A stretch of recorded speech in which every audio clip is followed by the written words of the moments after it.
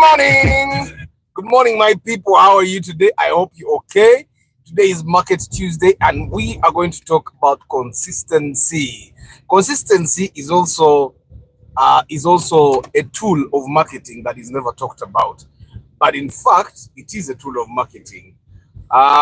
So my question for you today is: have you tried consistency, and when did it work positively for you? So that we share.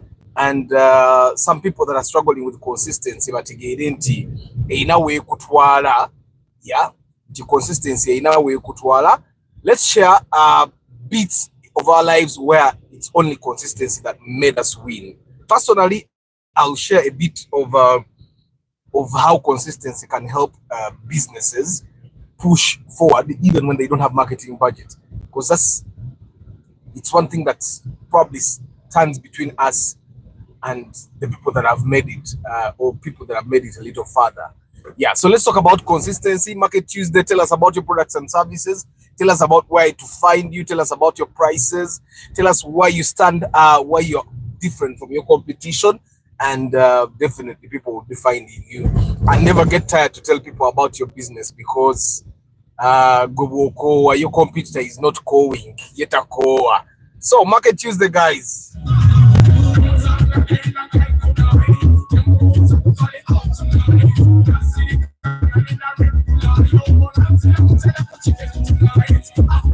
Satisfy, girl, give me chance, I'll blow your mind.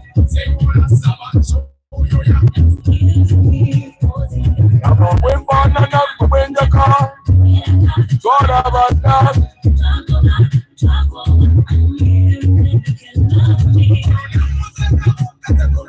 Hey, I'm a demo.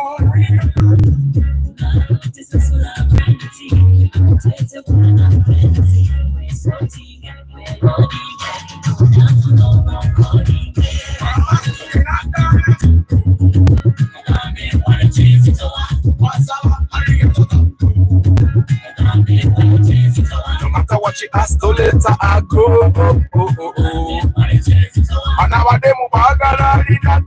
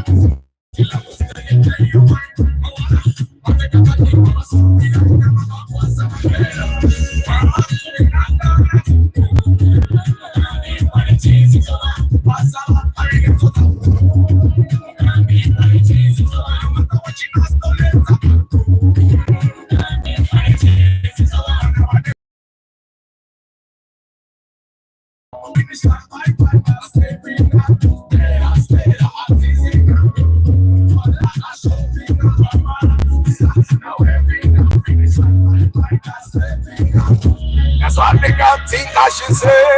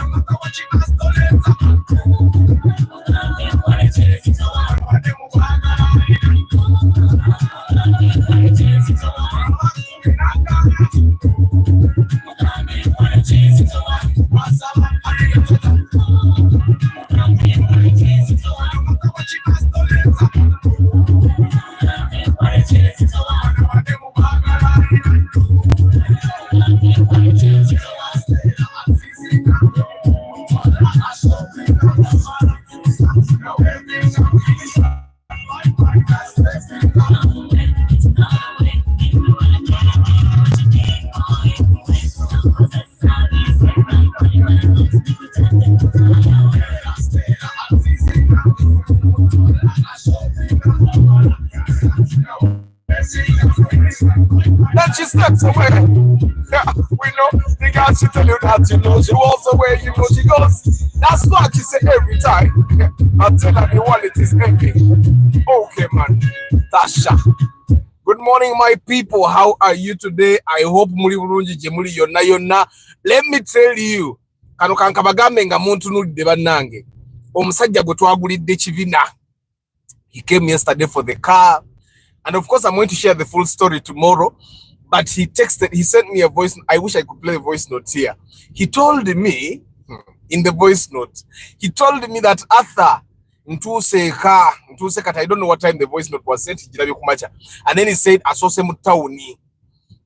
He said, Nsose mutauni. Abawala bulijjo bembuza ne batanziramu ne muyita najjirawo. Nambuza bulungi nepito omulala nambuza bulungi. Then he said, nagenzo tukanga nga n'omwambi ipinze n'okumbi ipinga. He said kati sikyayogera bingi. Sikyayogera bingi kati nzija buzine emmotoka yange nangamba nagipakinze nga gireseemu ne gear. Mwe bagayi, I feel happy. Naye siddamu gula mmotoka ya million 5. Siddamu. Kati, but I feel really happy that this guy is happy. Kati yangambye mugulire ka phone holder nga kana akange nangamba mweze ne fan eno fan ewoze simu yange. Remember guys, I bought a fan to make sure our phone does not overheat. So he paid me. He bought 2 caps like this one. Nakuliko sala za mama. And then he's buying a phone holder like this. I'm going to put it for him on a taxi. And a fan. I don't know what is usually going. I told him the fan, for me, I bought the fan to hold my phone. But I think it doesn't want to hear it. It just wants to have the fan as well. But it's amazing. It's amazing how a car can make someone happy. And you will be amazed until 4 months from now, that guy will actually be big. He's small, eh? From the happiness he's getting from his car, in a couple of months he's going to actually be fat. It's Market Tuesday, guys. Tell us about your products and services. Tell us where you can be found. Tell us about your prices, and then of course share your phone number or email address so that people can reach you. Never get tired to market your business. Never get tired of marketing your business, especially on platforms like this where you don't have to pay anything to tell people about it. And this is where sometimes it's fantastic, or it's recommended that you have a website. That way you just say the name. Like for example, if I said find Plato's Institute of Arts and Marketing, you just have to go and write Plato's Institute of Arts and Marketing in Google, and then you'll get Google My Business, you'll get the website, you'll get the phone numbers, you'll get a WhatsApp number. So you need to optimize your business for search engines and all. Yes, how are you, my people? Bushenyi district yagambatia Mugumya Innocent. Is it good? Frank Agambie, the car boosts everything. But I'll tell you the story tomorrow. It's interesting. It's interesting. It's interesting. So guys, we are talking consistency. Thank you, Michael, for sharing. So we are talking consistency, guys. Today is Market Tuesday, and normally we learn a tip or two about marketing to help us move our lives forward, marketing wise. And today I just wanted us to discuss consistency, because consistency can be extremely powerful in our lives. If you keep doing something regularly without fail, doing it very well for the people you're doing it for, people notice. Yeah, consistency is one thing that we need to practice. And even in your own life, like some time ago someone was asking me, Arthur, how do you keep the zeal to go to the gym? Yeah, I'm motivated by the benefits I get from the gym. Some benefits are not immediate. Like if I go to the gym, okay, I'm wondering why he was hooting. But if I go to the gym and I squat, the benefits of the squat don't come this month, but the benefits of the squat are actually going to come in a couple of years when we are all old, and I can stand a little bit firmer than you because my lower body is more powerful. So I was in the gym with the instructor. Nenga instructor tasola kola squat. Yangambia yakoze yo set mnanga Arthur nze mu squat CD yo kola bintu byo. Okitegere, of course he's a young man. He has plenty of time to fix whatever he has to fix. But I find that squats are one of the exercises that we definitely need when we go to the gym. But the consistency to do the squats every time you go to the gym, or regularly when you go to the gym, that's also something else. But of course, when you do squats, or even your lower, the legs, your thighs, they look stronger, they feel stronger That's something that I would encourage every man to do. But we're talking consistency. When has consistency benefited you? When has consistency done you good? Yeah, it's important that we share with our friends here so that abadde alwanagana n'obutakola bintu consistently atandika bikola consistently ng'akimanyi that consistency actually pays. Yeah, consistency, and consistency is not something that pays tomorrow, but it actually pays. So I remember when we were doing the live broadcast in the beginning, I think Emma yasinga kokunzi jukiza boli yaunga Emma akueleza message Arthur, where are you? Oba Emma bakamueleza ka message oba lero oboli yaunga Emma akueleza ka message, where are you? Then I realized that, oh, actually you need to come back every day and do these live broadcasts no matter what. And in the beginning I hadn't yet found a way to like get income out of this channel. So in the beginning, there was this bit of I used 2 GBs of data every day, but then how do I recover that money? And that's, of course, I started the inspections and the trackers. So every time you keep moving, to keep going. So eventually I started doing it over time. I remember Brian, one of the very first people we inspected for Uganda. But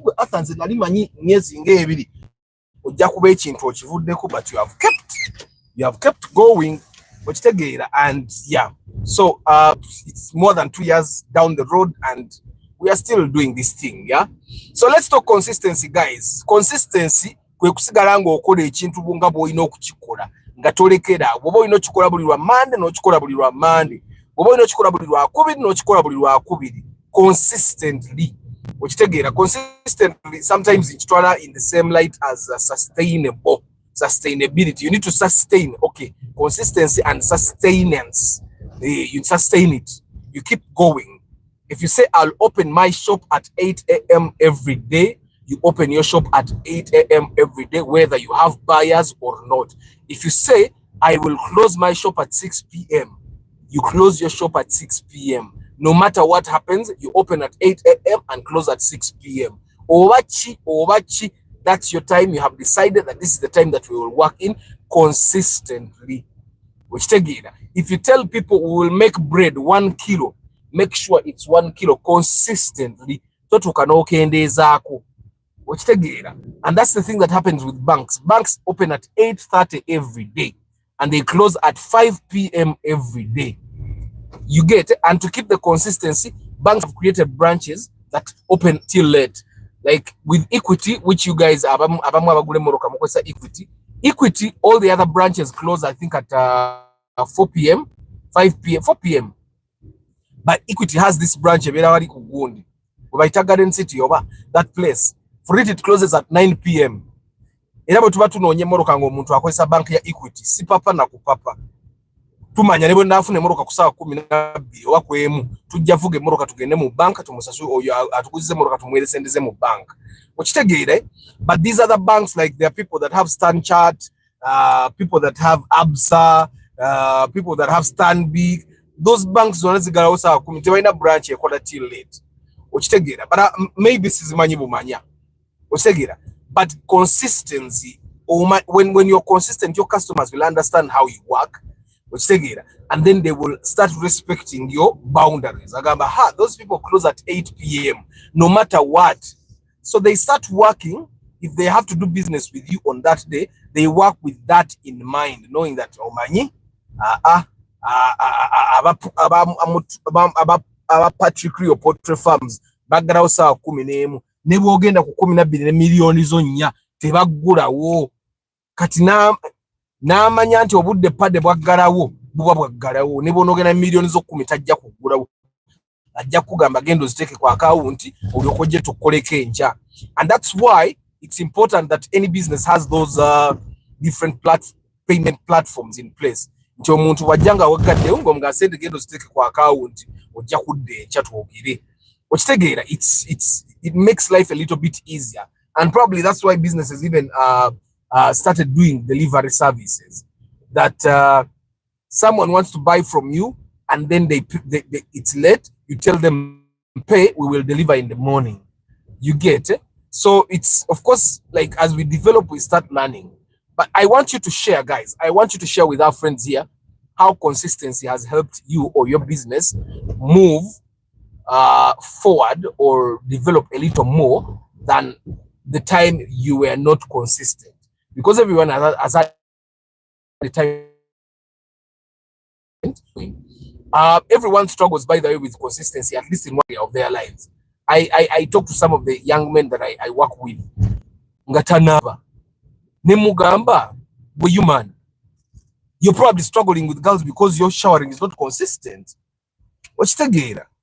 Because n'abakyala nga naffe twagala abakyala babiri nga bayonjo nga bawunya bulungi nabo baagala tubeere bwe tuti kati you expect a chick to be with you nga tonaaba okitegeera and they changed ne batandika okunaaba obulungi eyali tayoza ngoye n'atandika okwoza engoye nga their lives have actually been transformed as well.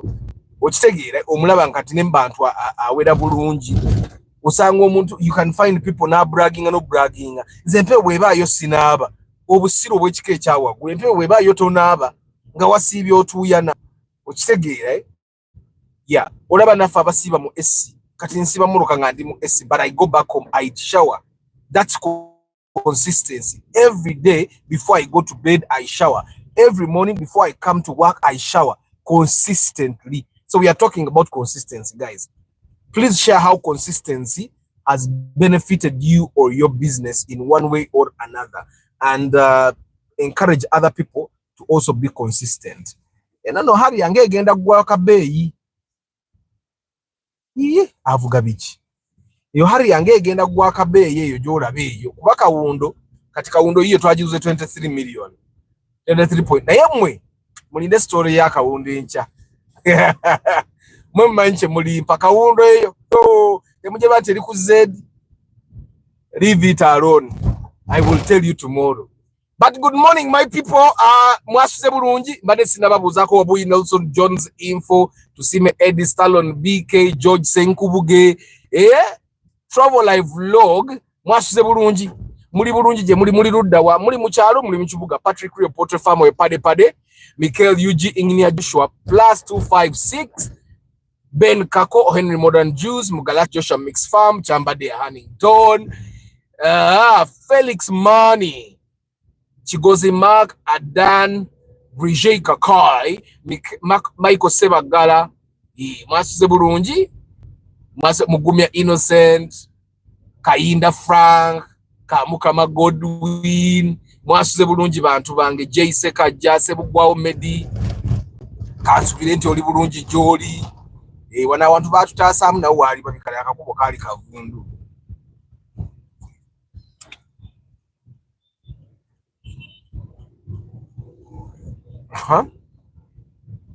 kansubire Oza Mosantu Ivan Kayuchi namwe abali mu Kamori I don't take you for granted Ronald Muchwa Juma Ali Ntale Samuel Stephen Omuria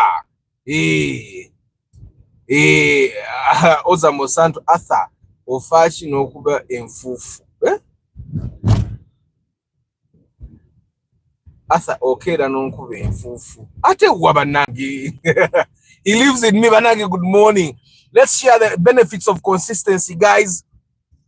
Be specific. I was consistent with this thing and my life changed in this way. Share Otugambe how consistency has benefited your business, has benefited your life, has benefited your relationships. Share banang omusajja mulabi abadde yetese kikutia takikiriza nti omuntu ayimira ku zebra crossing abantu ne basala asigadde nga ntunulire maga takikiriza nti motoka esobola oyimirira nga tayagala muyinye taxi because taxi drivers only stop at zebra crossings so that prospective passengers cross. So I think people don't are surprised when someone actually stops at the zebra crossing for them to cross. Mwana waka gali omulabi nze navuga ke gali mu kibuga omulundi gumusola na biddamu waka wundo ya side mirror yakoda ku mukono gwange. I bought a bike that day, rode it that day and kept it. Now it's waiting for the urbans to grow old and they ride it. Tuvuge wanu afande nabalaba waboda bwa mantala katuvuge wanuwe.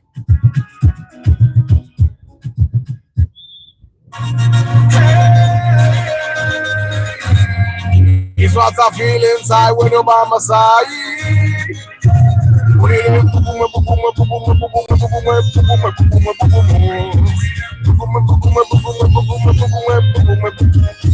For the guys that were asking for where to find my music, I've just put a link, a Google Drive link in the community tabs. You can go to the community tabs. The Google Drive link is there. You click the link, then you go to Google Drive. You can find all the music and download it. The way you love me. If you make my life easy. To find another to papa. When I'm up just like me. I'm visiting and I got to see you got to go. Too many reasons I got to leave me.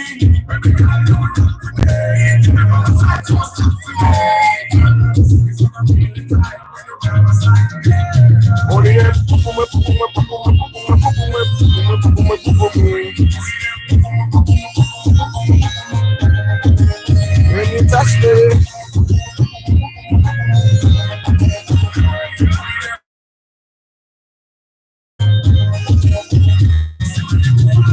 I ain't not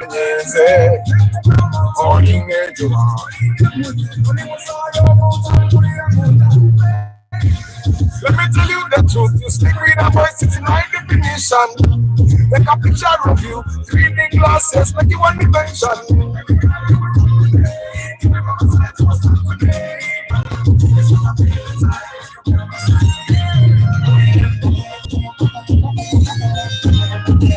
When you kiss me,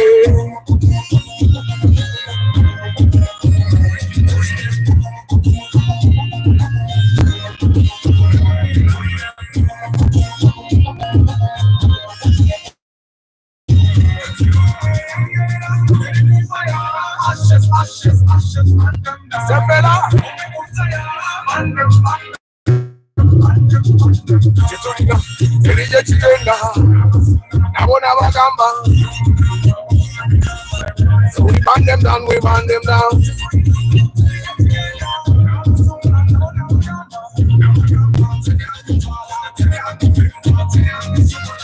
Baby girl.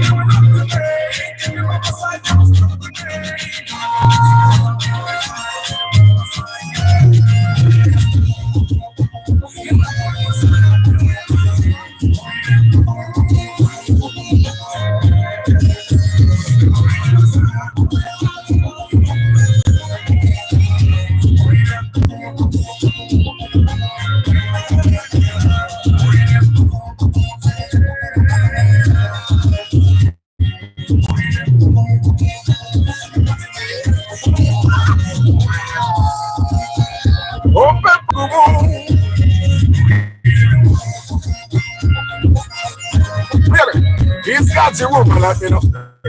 She done a lot for me, so I do the simple thing for her. Now she gave me warmth, everything she could give me warmth, you know.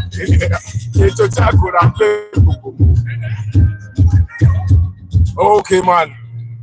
We are the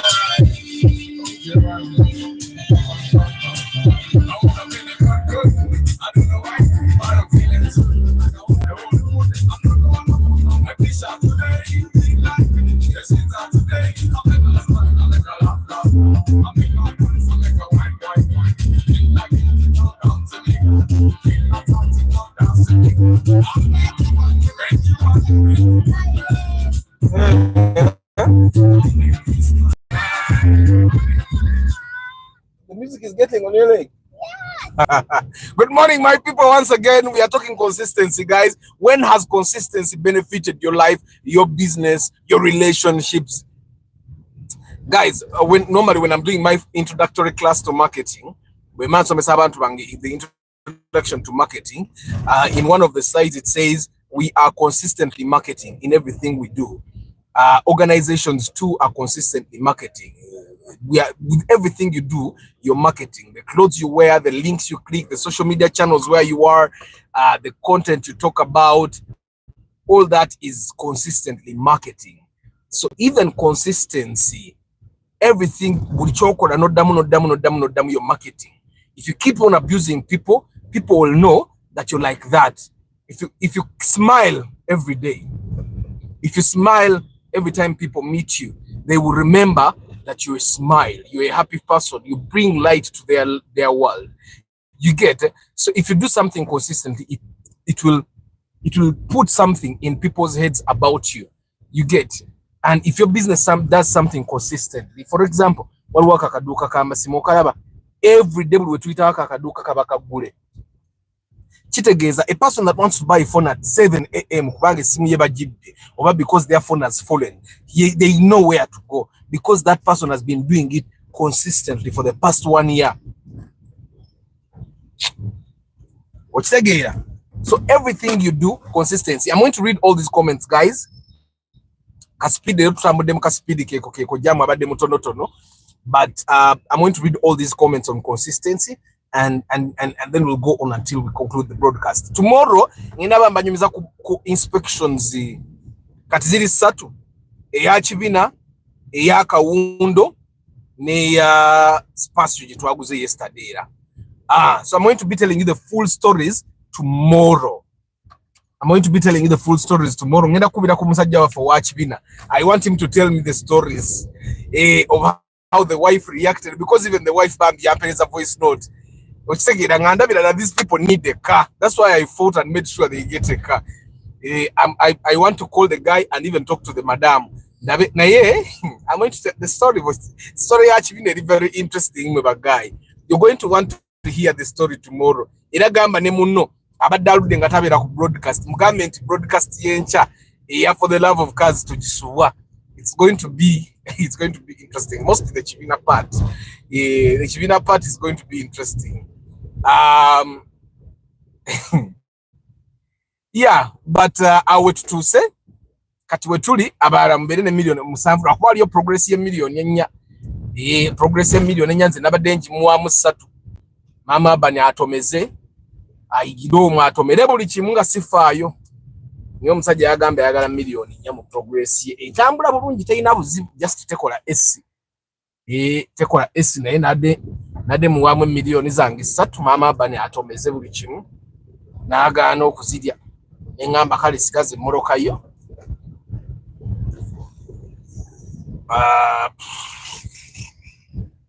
Kale katuparkinge tumalize broadcast yaffe mu bitiibwa.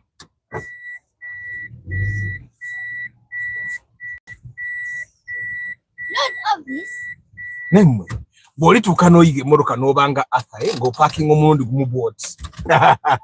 Cheko jalinya abantu ku mitwe. Let's talk consistency, my people. Today is Market Tuesday. Don't forget to tell us about your business, products and services, and where we can find them.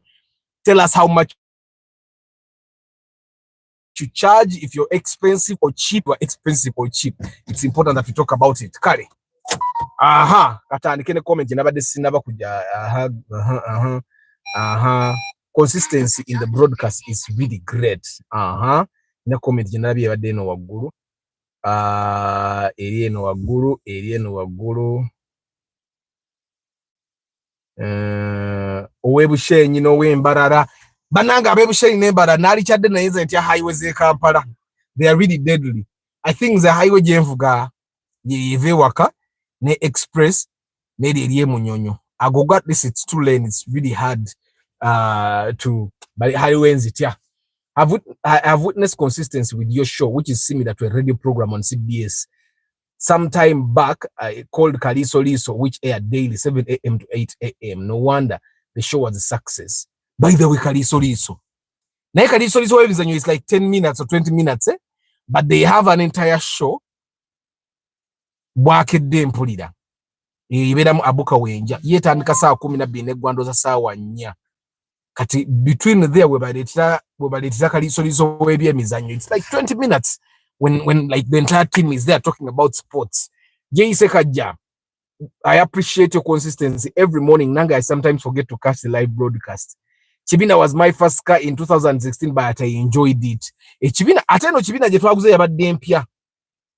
Kibina gye twaguze yo yabadde empya nze mbabulira ku Kibina ze twalaba mu katale.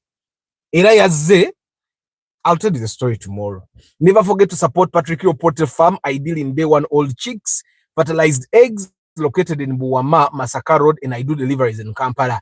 Mujira erinya mulira bekati mu searching ku YouTube kwa ali chemanya ina YouTube channel. And guys, by the way, speaking about marketing, if you have a business that you do, create a channel for it. Start talking about it there. Teach people stuff, especially about your products.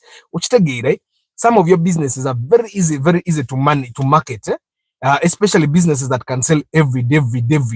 Because like pade bobo tunda the old chicks, chitegezo tunda emmere y'enkoko, chitegezo tunda fertilizers by dagala, okora consultancy services. So you can sell every day. That's very easy to market if you keep consistently marketing. Also, consistency compounds at the company where I work. It has enabled us to build trust with our clientele through asking for feedback from at least 5 clients each week. That's nice. Feedback is very important. Actually, when you ask customers for feedback, then they know that you care about them, you care about what they have to say. Because once customers feel like you don't care whether they come back or not, they will not come back, because bachimanyi gwe tofiirwa oba bakomyewo batebakomyewo. Okitegeera Ronald Mucho akyekiriwo bwenna nababuuzizza nno. He lives in me.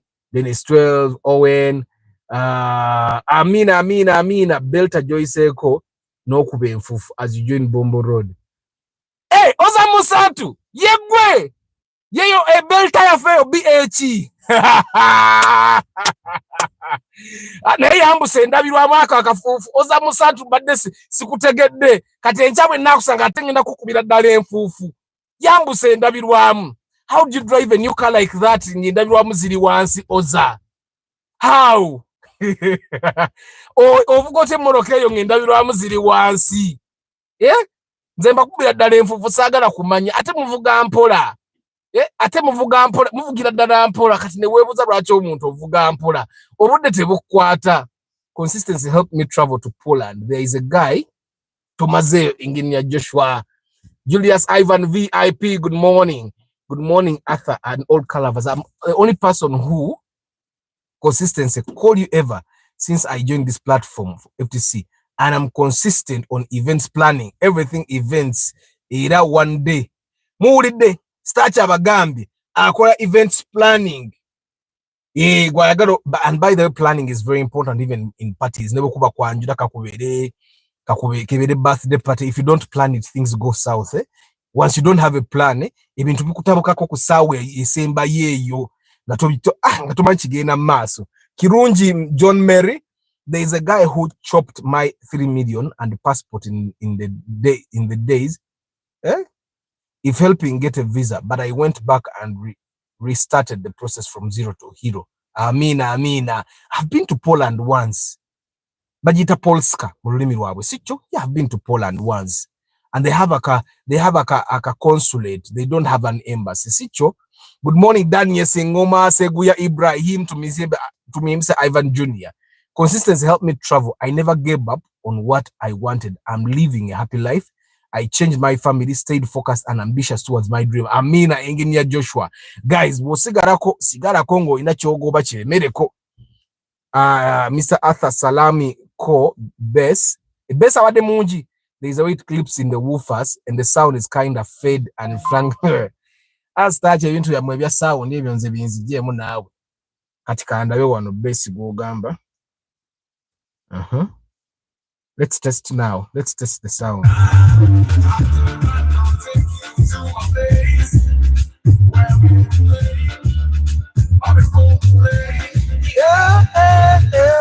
Such a man, that's better.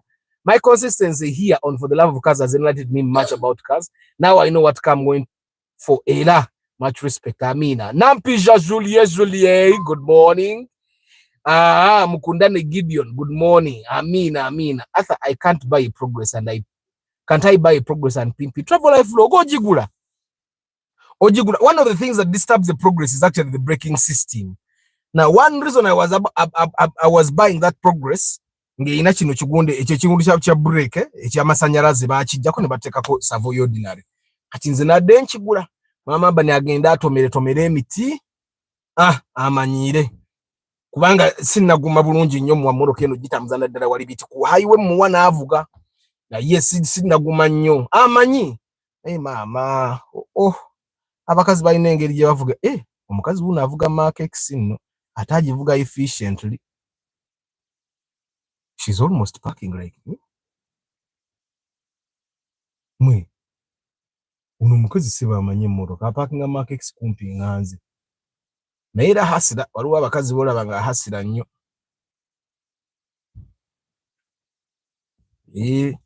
I'm selling my plot 50 by 40 at Kachiri, Mwera, like 1,000 meters from the main road. Utunda meka. Ibrahim, how much are you selling the 50 by 40 plot? Oyinzo funo muguzi kumachaga lero. Ate sharing a number, jiwandike in terms of 0, double space, 7, double space, 7.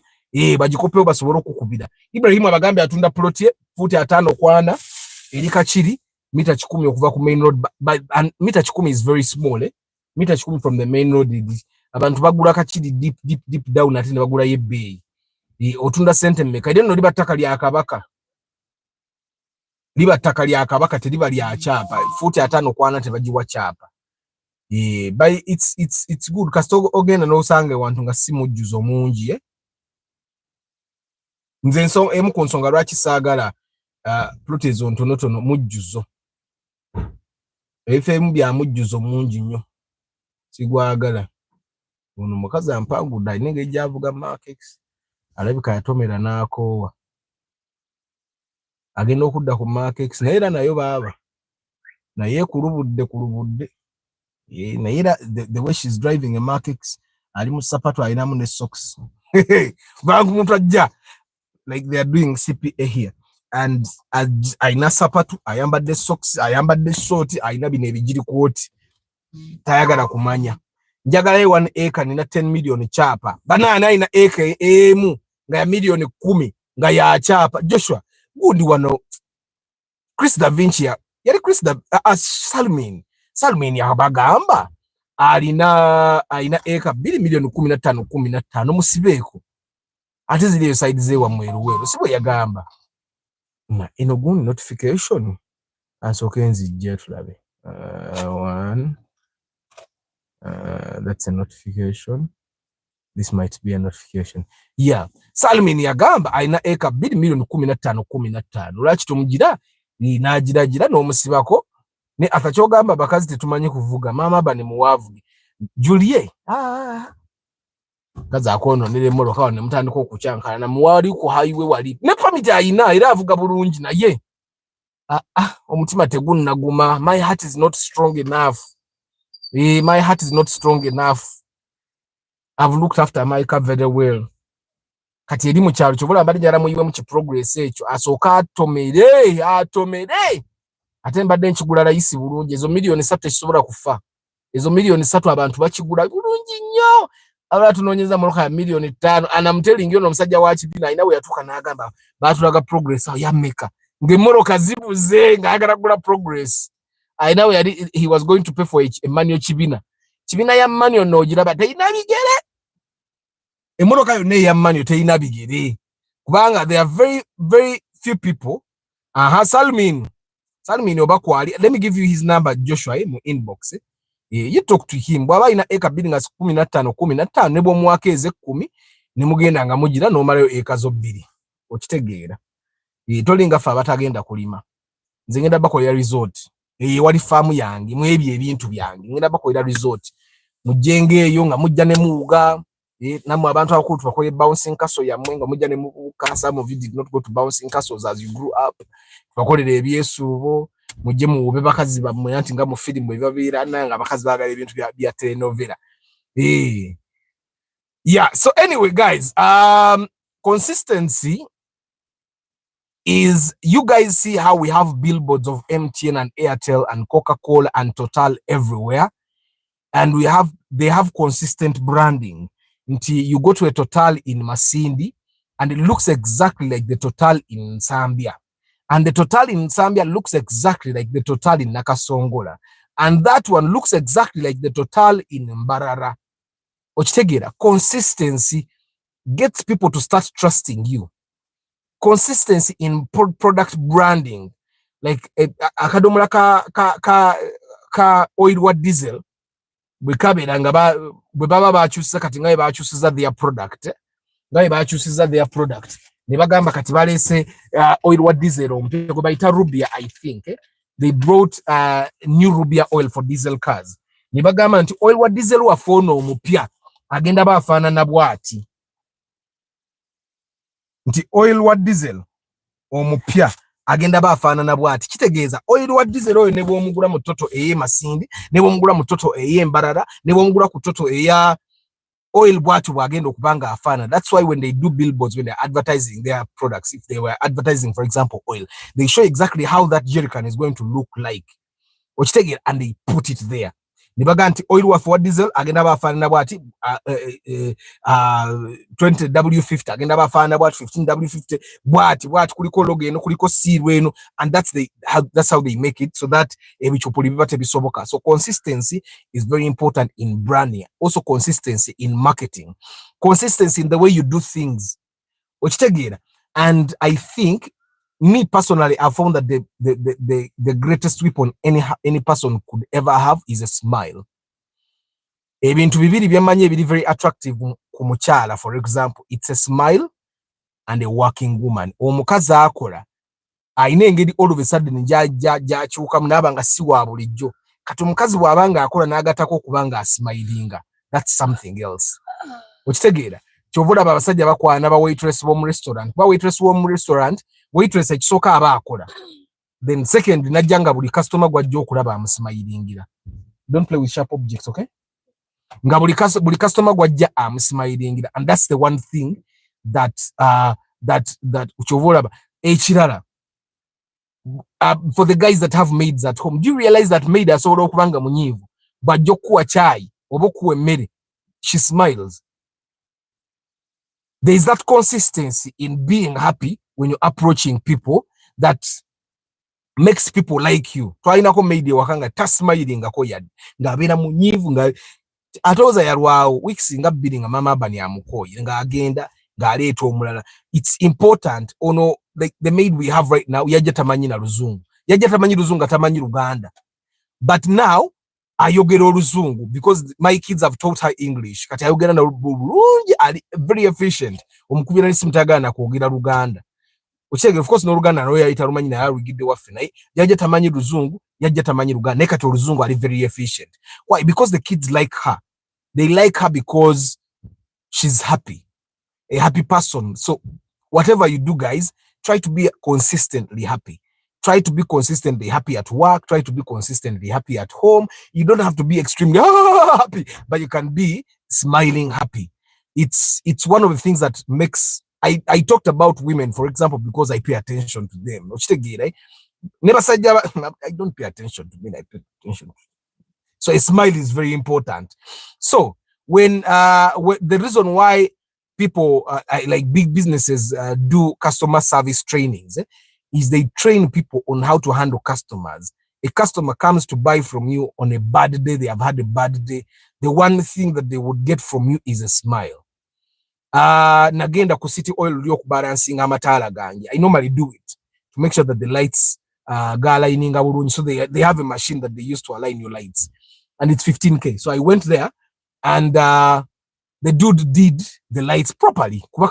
They light actually much better. And I was with I was with someone I work with, and then they asked me, "Guy ngato mutipinze." The reason I normally tip people, the reason I did not tip him is because he did the very bare minimum. He did something that anyone else can do. Like everyone else put at the station where they align lights, will align the lights. That's exactly what he did. He did not say hello. He did not smile at any one moment. The only time he smiled is when I made him smile, because I smiled.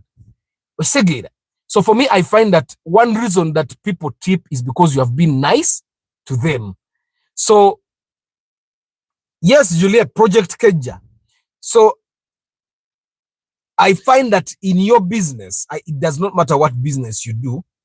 The one thing that you're going to find a way of doing is, one, find a way of smiling with your customers consistently. If you're not the one that handles your customers, hire someone that can smile for your customers. It's one thing consistently.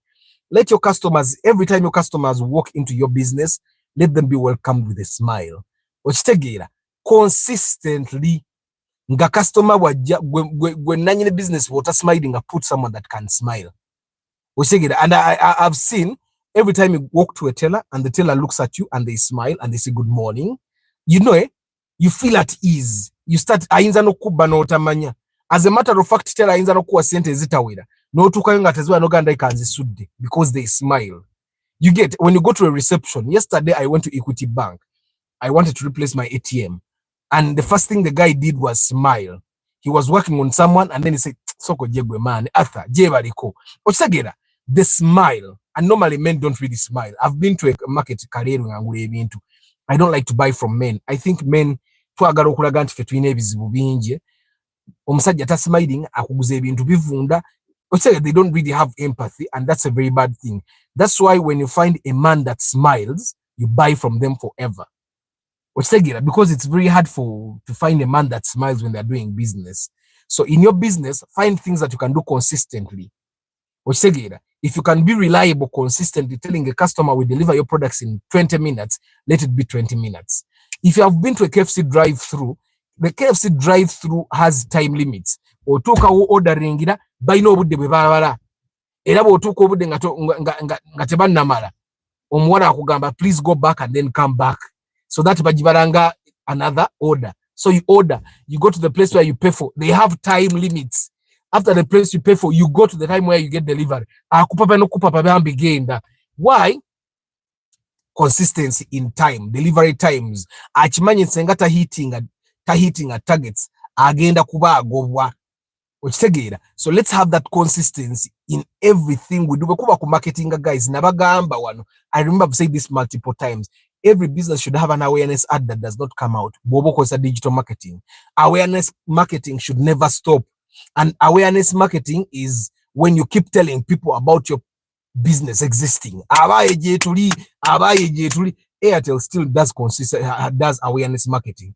MTN still does awareness marketing. Total still does. That's how I still have it in my head. Total bakoze oil ompia. Total bakoze oil wa diesel ompia. I still have it in my head because they constantly make sure that we don't forget.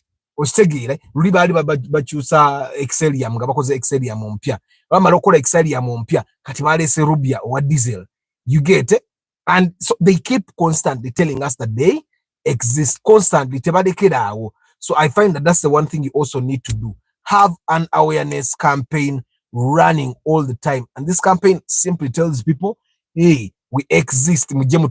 Hey, we exist. Chief Arthur smile chintu chikuru nyo. Omuntu agula nebyatandiguze lwasiba. Exactly. And people sort of forget this. And I remember Edda, when I still had a lot of faith. I went for prayers somewhere. I went late to open my video library. That's in the VAX, S6 VAC. Naina video library now ku Royal Complex. So I went for prayers in the morning. Then I opened even late, but I made a lot of money that day. More than the money I normally make when I'm there like by 7. And I can still remember that day I had a very positive attitude. Which said, because nali inva kusaba. So somehow I knew things would work out because God was with me. And that's the thing that people take for granted. But we again and sabai.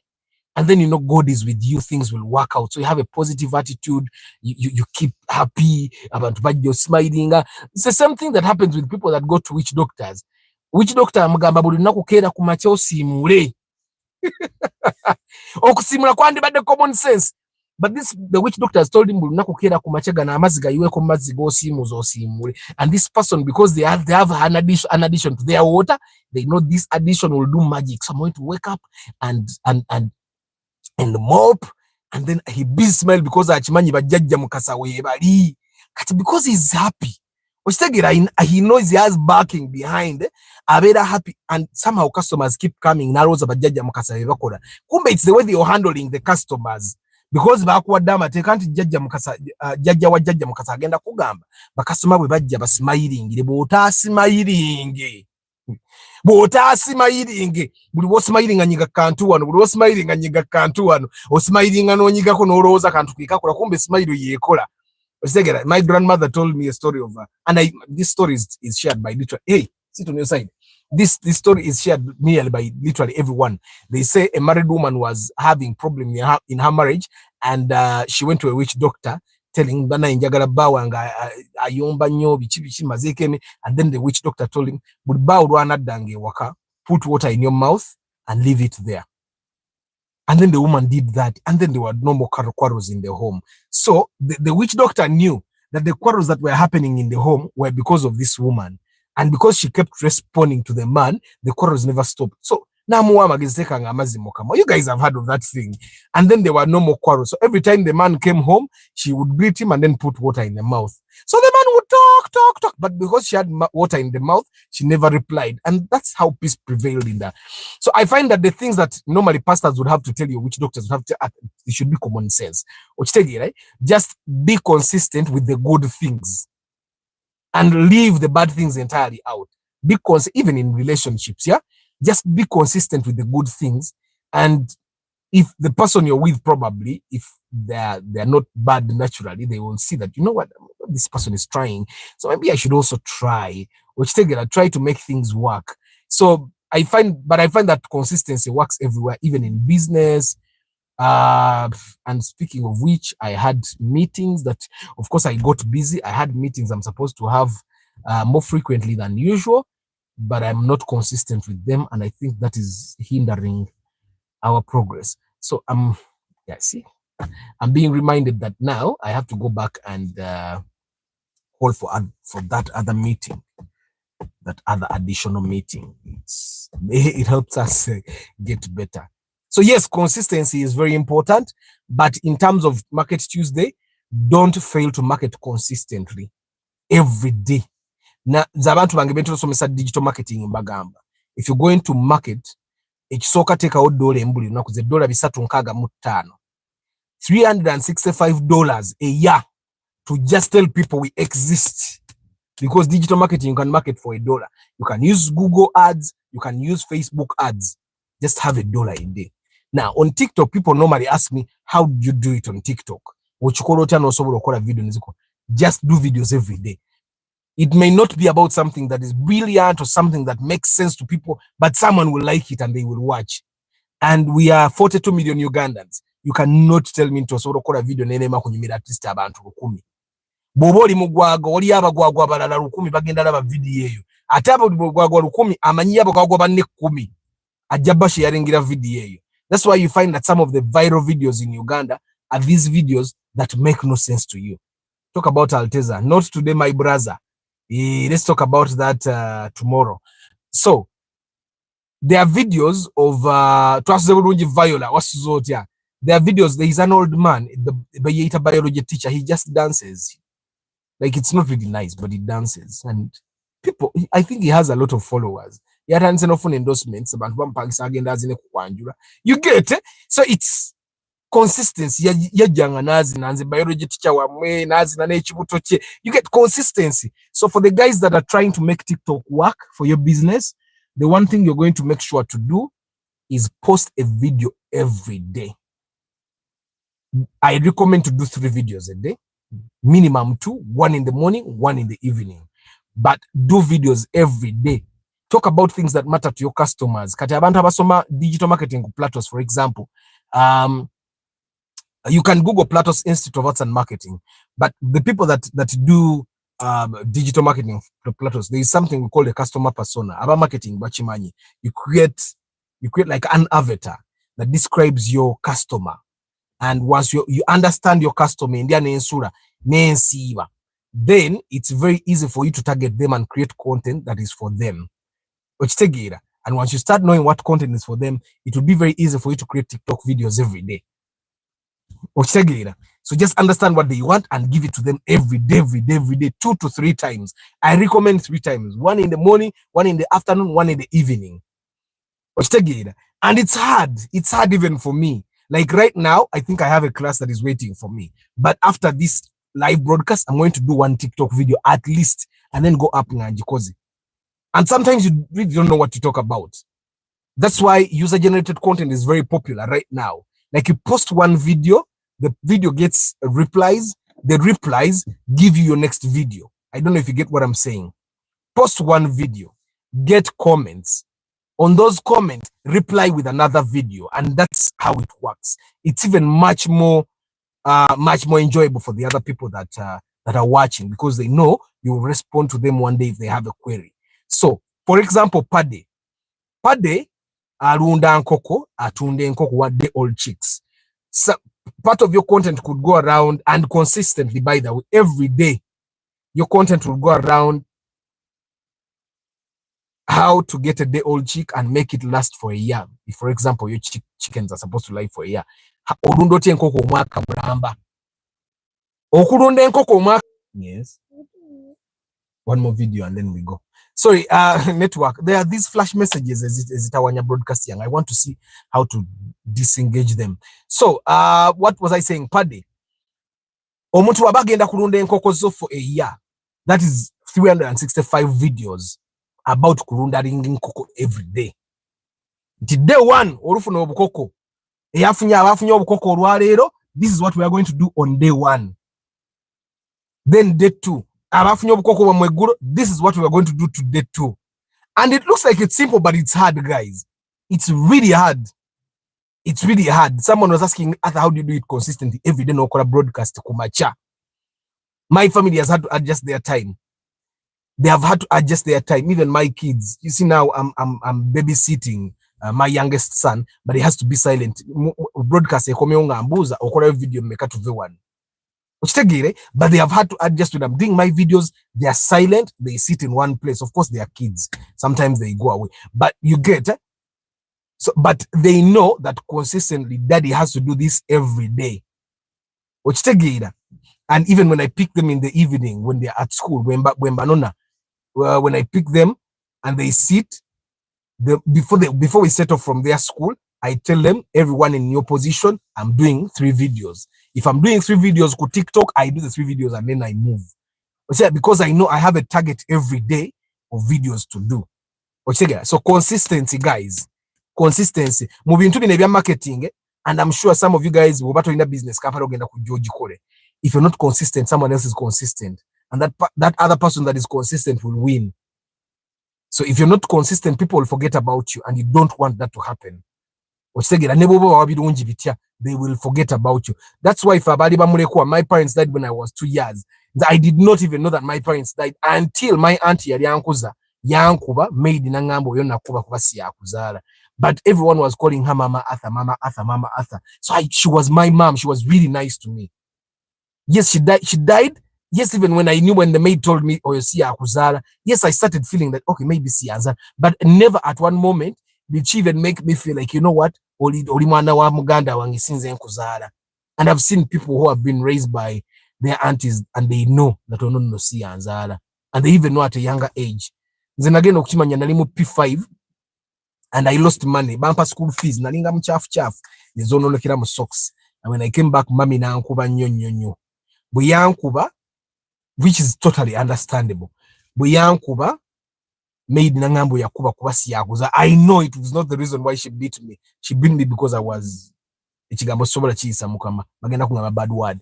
But gochobomanya nti yankuba made nangamba siyakuzala. But even when she died, I never even felt it for one day that she was not my mom. Bakula wita Mama Arthur, Mama Arthur, Mama Arthur. You get? Yeah. I even lost where I was. I think I miss her. Now I found P6. But it for me, it always felt like she was my mom. But what I was, I remember what I was talking about. Like Fabafi Wabazade when we were 2. But then I was in P5. I didn't even know that my parents died when I was 2. Ngendo kudamo kubijura jukira ndozanga mami afudde nga batandika okungana eno yosi yakuzala olubatandisa okungamba. So ngate when I was young, like P2 P3, my grandmother used to take me okulaba ku malalo ga mama wange, but I had forgotten. So kati bwoba omuntu yerabira mama we nge yafanga mutoe, kati kitegeza nawe ba customer basobola okwirabira. Ate ba customer, we have a lot of information we're consuming every day. You don't want your customers forget about you. Market Tuesday tetuyize that consistency is very important. Kamba sibule mwebale kubeera enchange ndabanyuza stories za inspection Kawundo Chibina Spasio. Wabuyi Nelson Jones Info Tusime Eddie Stallon BK George Senkubuge Travel I Vlog Pate Patrick Reporter Farm Pade Pade Michael UG Engineer Joshua Plus 256 Ben Kako Henry Modern Jews Mugalasi Joshua Mix Farm Chamba de Hannington Felix Mani Chigozi Magnum Wabali Mukamori I don't take you for granted Brigitte Kakai Aiden Michael Sebagara Mugumya Innocent Kayinda Frank Mukama Godwin J Sekaja Sebugwao Medi David Kasaja Oza Mosantu Ivan Kayuchi Ronald Muchwa Ntare Samuel Juma Ali Stephen Omuria He Lives in Me Oza Mosantu kati nkutegedde naye yambuse ndabirwamu Dennis 12 Julius Ivan VIP Chirungi John Mary Daniel Singuma Seguya Ibrahim tumuhimisa Ivan Jr. Sereko Starch Nampija Juliet Zach Baliesima Mukundane Gideon Kagwa Dennis Lucky Moze Isoba Ivan Dumba Collins Rashida Farm Security Mula Meek Chamba de Hannington Chairman Zach. Hey, today is Tuesday. Ka evening broadcast je kali sawa satu ka evening broadcast kagenda bakatandika. Sawa satu nenda chika 12:15. Tugenda batuvuga express today ka broadcast je kali ako olweggulo. Amina Chirungi John Mary. Guys, I wish you a very lovely day. I'll see you tomorrow in the morning. No, I'll see you today in the evening for the guys that I'll be on. Ngenda kubank ba broadcast ye chile nga Twitter ko express mulabe how the express looks at night. May the good Lord bless you. See you today evening and then tomorrow morning for the guys that won't be there in the evening. Ciao.